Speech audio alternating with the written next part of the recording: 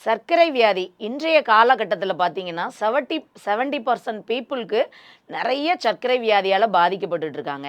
இது வந்து நீரிழிவு நோயின்னு சொல்லப்படுது. ஏன் அப்டின்னா, நம்மளுடைய அதிகப்படியான சர்க்கரை அமிலம் வந்து அ நம்மளுடைய இரத்தத்தில் கலந்து, இரத்தத்திலிருந்து சர்க்கரை அமிலம் வெளியேற்றப்படுவது தான் நீரிழிவு நோய். நீர் வந்து நீரின் மூலமாக வெளியேற்றப்படுவது. அப்போ இந்த மாதிரியான சர்க்கரை வியாதி வந்து 2 வகையாக இருக்கு. டைப் 1 இருக்கு. அதுல வந்து இன்சுலின் சுரப்பு இல்ல. ரொம்ப லோவா சுரக்கிறது. இன்னொன்னு என்ன அப்டின்னா, இன்சுலின் சுரக்கு, அது பற்றாமை போகுது. இந்த மாரியான 2 விஷயங்கள். டைப் 1ல பார்த்தீங்கன்னா, உடல் எடை அதிகமாக இருப்பாங்க.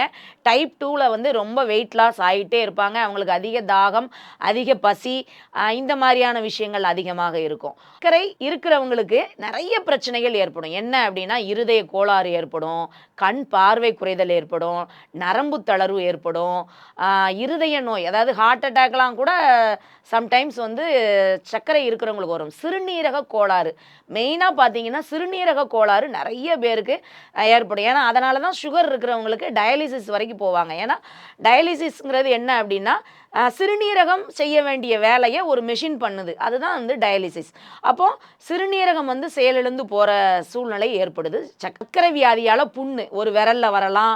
இந்த சூழ்நிலையில விரல எடுக்கிற மாரி சூழ்நிலைகள் வரும். இன்னும் சிலருக்கு காலையே எடுக்கிற சூழ்நிலைகள் வரும். இந்த மாதிரி சர்க்கரை வியாதினால கால் அழுகி போற சூழ்நிலை கூட ஏற்பட்டுரும். அப்போ இதை எல்லாத்துக்கும் அடிப்படை தீர்வு என்ன அப்படின்னு நம்ம பார்த்தோம்னா, ரத்தத்தில் உள்ள சர்க்கரையை பிரித்து வெளியே எடுக்கணும். ரத்தத்தில் சர்க்கரையோட அளவை கட்டுக்குள் கொண்டு வரணும். அதற்கு நிறைய சத்துள்ள ஆகாரங்கள் உள்ள உணவுகளை முறைப்படுத்தி லைஃப் ஸ்டைலை மாற்றணும். நல்ல ஒரு உடற்பயிற்சியை மேற்கொள்ளணும். உணவு முறைகளை மாற்றம் கொடுக்கும்போது இந்த சர்க்கரை வந்து கட்டுப்பாட்டுக்குள்ள விடணும்.